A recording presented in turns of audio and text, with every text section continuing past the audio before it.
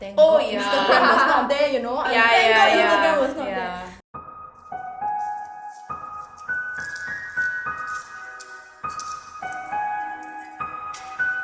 I'm Siobhan. I'm Vanessa. I'm Peps. I'm Leah, and this is ZULA Chickchats. So today we're going to be talking about bullying, and more specifically the kind of bullying that girls face. So it's more subtle and it's not so outright, like name calling or maybe even being outcasted by your group mates or your peers and not actually knowing what's going on. I'm here to talk about what we have experienced. So any personal experiences?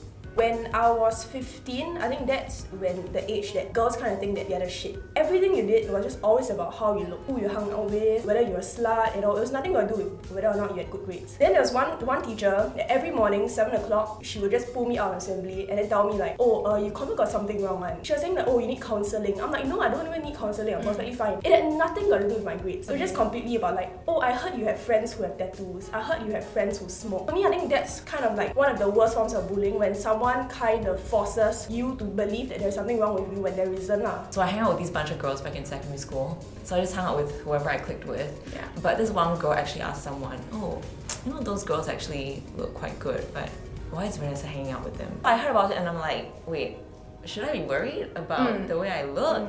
And I think that kind of triggered something, and I started caring about my appearances from then. Yeah. For me, it was also around secondary 1, secondary 2. She borrowed money from me, okay? And then I was like, I nicely say, hey, remember tomorrow return me lah. She's like, oh yeah, okay. Then the next day, the moment I came, right, she was like already with her sister, and her sister was a senior. Okay. So there were a few seniors there also. So she was like, there she is. The sister just came in, she was like, don't try and get money from my sister, okay? You're not a loan shark. I was like, what? Like, she convinced everybody that I was like the mean person. So everyone legit was like against me. It was so bad, right? Until like my parents had to step in because I didn't want to go to school. So I will explain the one that happened, I think, in JC when I was like 18, I think.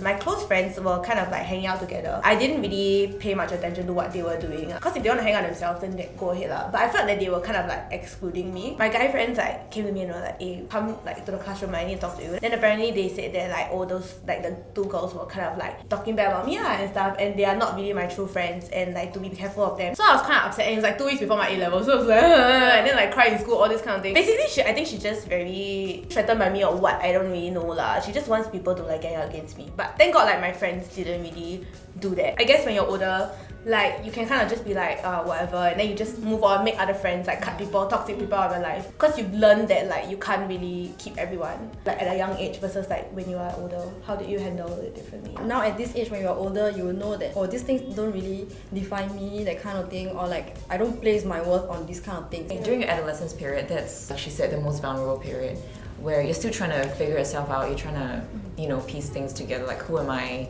what am I gonna do with my life. So when someone injects in and makes you feel like crap, then you're gonna start questioning your existence in worst case scenarios.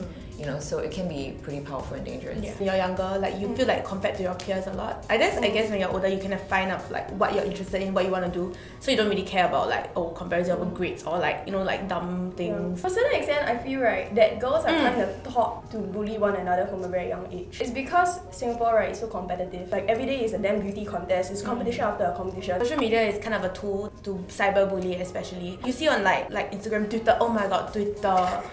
It's the worst. It's like you sub-tweet someone, right? Then like it's like, you're talking about me, then they screenshot here, send there and stuff like that. People don't mind what they say, I feel. They just say it because they can. I think one of the most classic cases, right, that blew up recently is the Singapore beauty pageant. And in some cases, right, I feel like, I won't say people are asking for it.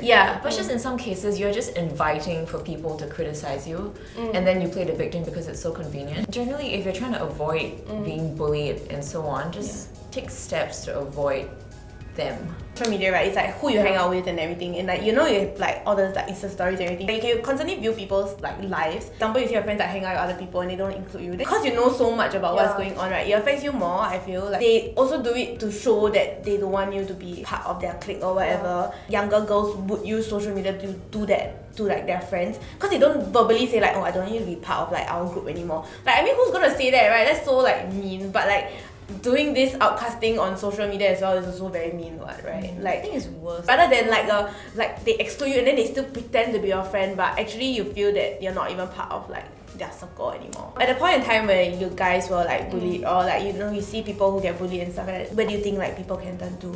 Last time when people bully me, I bully them back. Yeah, that's only for like a few incidents lah. When I was in primary school, it started from a very young age, like kindergarten, when guys would like want to steal my keychain. Then I just turn and scream at them. And I was like, damn small size. But I just scream at them. You're still very small size. I mean, yeah, I'm still but So you just learn how to like fend for yourself lah, basically. yeah, I think ultimately you can't depend on someone. Like you will depend on yourself. And then again, I mean, you depend on yourself, sure, but don't feel like you're all alone. Yeah. It's just true that. I mean, everyone sort of faces some sort of abuse through their life, but if it comes to a point where you feel like it's too much and it's your friends who are doing it to you, then just realize that these people are not worth your time. As you grow older, you'll realize that, you know, people get cut off along the way. You make some friends, you lose some friends. That's just how it is. I didn't really depend on myself. I depended on people that I could depend on, like my family. So my family really helped lah, because like those friends that were my friends, they didn't really understand where I was coming from. I think older people who can see things from a bigger picture will help you like rethink everything and like make you realize that these things are not really important and they don't define you and they don't like validate you, that kind of things. I mean, you definitely have like someone that you trust in your life, so definitely turn to that person, and also don't be afraid to like share your problems. I think a lot of times people who deal with bullying, they keep it to themselves. I think this is one of like the biggest problems that is, because it leads to a lot of other issues like depression, anxiety and stuff like that, and you don't need to, but it's better if you talk it out with somebody so like people can help you before it gets like too much and like it affects you and like how you view life in the future. What is something you want to say to the people who bully you? The song that comes to my mind is like, look at me now. Look at me now. Look at me now. I hope you're doing okay. But at the same time, I hope like you don't go spreading around such bad vibes and stuff, because it's really not healthy. And also, I'm doing great. What I want to say to her is that I think she doesn't know that I know, but I mean I do. But anyway, I'm over it, and I was over it a very long time ago. So I just hope we didn't do it to anybody else lah, honestly. So today we just talked about bullying and what types of bullies like girls face. And although we all have experienced like really tough times and rough times back then, we all end up okay lah. So let us know if you have any experience with bullies or like have been bullied before. Let us know what else you want us to talk about next time. And don't forget to like, share, and subscribe. Bye!